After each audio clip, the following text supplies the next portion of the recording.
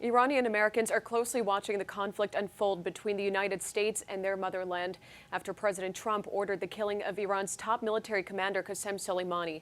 Joining us now to learn more about their reaction in the aftermath is Paris Scott with the Bay Area nonprofit Pars Equality Center. Thanks for talking with us, Paris. Thank you for having me.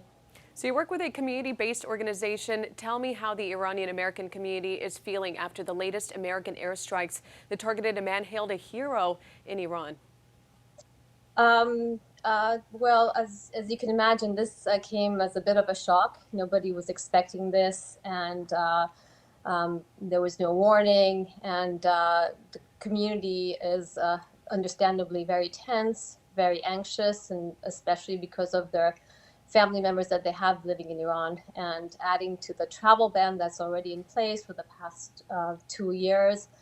This recent tension is just creating, it's exacerbating the anxiety that the community is facing. Soleimani was both revered and feared. The general was credited to keeping ISIS out of Iran, so even his Iranian opposition, who didn't agree with him, respected him. I also want to play some video of the thousands of people that were seen mourning his death in Iran as they chanted, "Death to America." Paris, that is deeply alarming for Americans, to say the least, but how are Iranian Americans taking this in? I think Iranian Americans are very opinionated and they're very polarized in politics. And it's totally above my pay scale to talk about politics because all I am is basically an immigration attorney, also a legal director of an Iranian American organization. But no matter the politics, I just wanted to mention that we are an organization, one of the only organizations in the United States specifically tailored to the Iranian American community. And we're here to make sure that everybody has the correct information about what's happening, how does that affect their status here in the United States, how does that affect the pending visa petitions that their family members are having in Iran, and just want to make sure that there's a lot of false news on the media, so they can always come to us where we can tell them what is accurate and what is not, somewhere where they can congregate with the community members and talk. I can't really tell you if this is the correct action by the United States or whether this person was revered or not. All I can tell you is that we're here just as a community-based, totally non-political organization and just trying to make sure that everybody in the United States feel that they are safe and protected. Can you share further those concerns that people have been coming to you with in the aftermath? So there are some safety concerns even within our organization. We've never had security, but we're now thinking about maybe having some sort of security around the building. There are factions from either side that are extreme, the extremists who are just looking for any excuse to attack, to retaliate, and we want to make sure that our community is safe here in the United States.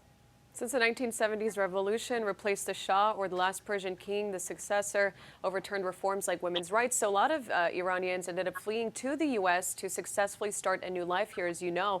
So Iranian Americans, do you think that they've been waiting for the current government to be overturned? And are they saying that hopefully these actions could expedite that change? So that's a very good question. It depends who you ask. Iranian Americans here are not all from one opinion. They're not all from the same background. They're not even all from the same religion, not even speak the same language. We have different ethnicities within Iran, and they're here, and they all have different opinions. Again, I really can't comment whether they're happy about this or whether they're not. All I can tell you is that they are extremely anxious, because if the worst case scenario happens, which is a full-blown war, that would affect their loved ones in Iran.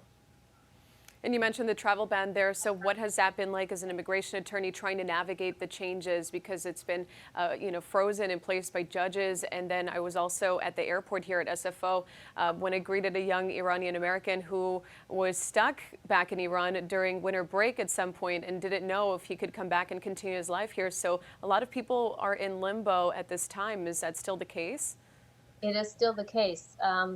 So as you know, Travel Ban 3.0 went into effect in December of 2017. Pars Equality Center actually challenged that travel ban, and our case went all the way to the Supreme Court. Unfortunately, It was upheld by the court, and it's affecting the entire nation, not just obviously Iran, but 5 Muslim-majority countries, including Iran.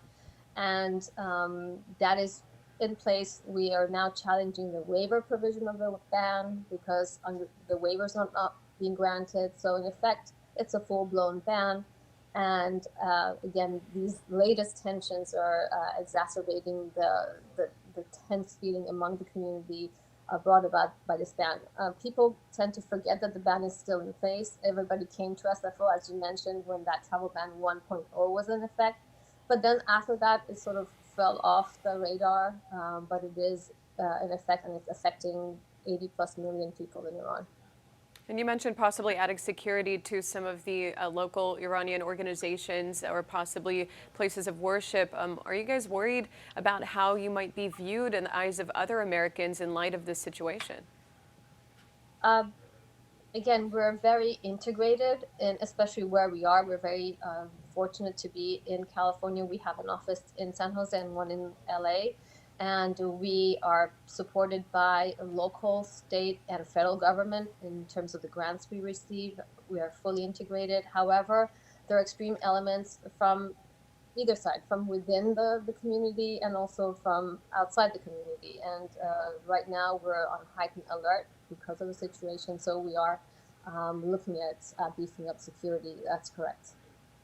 And so we're hearing that Iran is planning some sort of retaliation. There isn't a timeline for that, but I know that Iranian Americans here, as you mentioned, are concerned about their family back home. Were they able to talk to them in this past few days, and what are they hearing from their family?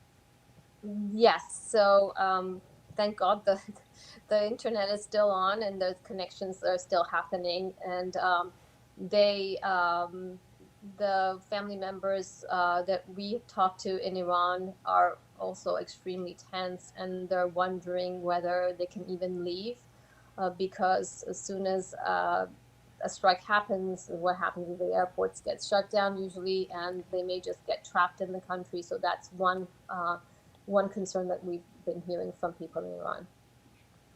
What are you going to do going forward with these people coming to you with their concerns?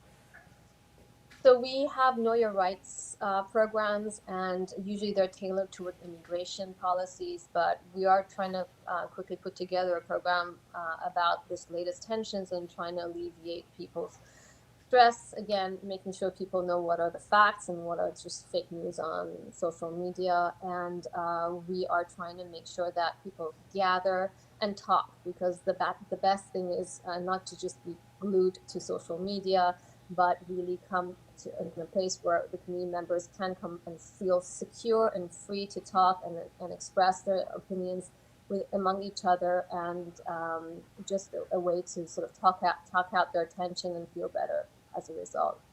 Thank you so much, Paris Scott with the Bay Area nonprofit Pars Equality Center, for talking with us about the latest reaction from Iranian Americans following the airstrike in Iraq.